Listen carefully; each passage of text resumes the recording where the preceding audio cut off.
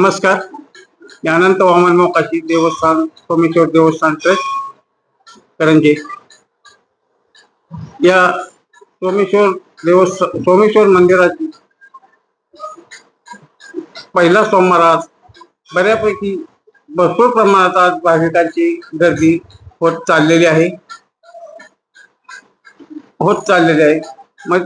महत्वाचं सांगायचं म्हणजे आम्ही येणाऱ्या भाविकांसाठी अगदी महाराष्ट्रातून नाही तर परराज्यातून म्हणायला हरकत नाही, येणारे जे भाविक असतात त्या भाविकांसाठी ज्या सुखसुविधा सुरक्षितता या दोन्ही मुद्द्यांचा विचार करून आम्ही त्यांच्या भाविकांच्या सोयीसाठी प्रथम मंदिर परिसराची स्वच्छता, पिण्याच्या पाण्याची ठिकाणी व्यवस्था, दर्शन लाईनची दर्शन व्यवस्थित व्हावं, भाविकाला कुठं त्रास होऊ नये याच्यासाठी सुसज्ज असा 15 सीटचा मंडप टाकून आम्ही त्यांच्यासाठी दर्शन लाईनची व्यवस्था, सेफ्टी अशी व्यवस्था केलेली आहे. विषय राहिला भाविकांच्या एवढ्या मोठ्या संख्येने येणारे भाविक त्यांच्यासाठी अन्नदानाचा विषय महत्वाचा आहे. त्याच्या माध्यमातून अन्नदान भरपूर प्रमाणात असं महाप्रसादाचं आयोजन आम्ही केलेलं असतं. विषय येणाऱ्या भाविकांच्या गाडी पार्किंगसाठी सुद्धा व्यवस्थित असं नियोजन केलेलं असतं. विषय राहिला भाविकांच्या सुरक्षिततेचा.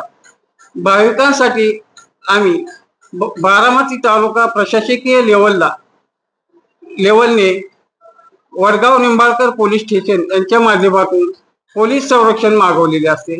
ते अगदी उत्तम प्रकारे देवस्थानला ट्रस्टला सेवा देत असतात. भाविकांना ते व्यवस्थित कंट्रोल करत असतात.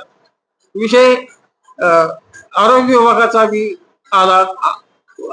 10 पाटा होळ या आरोग्य विभाग केंद्रामार्फत भाविकांना येणाऱ्या कुठं काही त्रास झाला तर त्यांच्या मार्फत भाविकांना त्या प्राथमिक उपचाराचं ही सुविधा उपलब्ध केलेली आहे. विषय विद्युत महावितरण कंपनी या सोमेश्वर नगर यांच्या मार्फत महिनाभर काही लाईटचा काय कुठं फॉल्ट झाला किंवा काय भाविकाला कुठला त्रास होऊ नये कुठल्या गोष्टीचा, त्याच्यामुळे त्यांचेही आम्हाला अगदी योग्य प्रकारे सहकार्य लाभत असते. विषय 4 नंबर, येणाऱ्या भाविकाला लांबवरून भाविक येत असतात. अगदी बारामती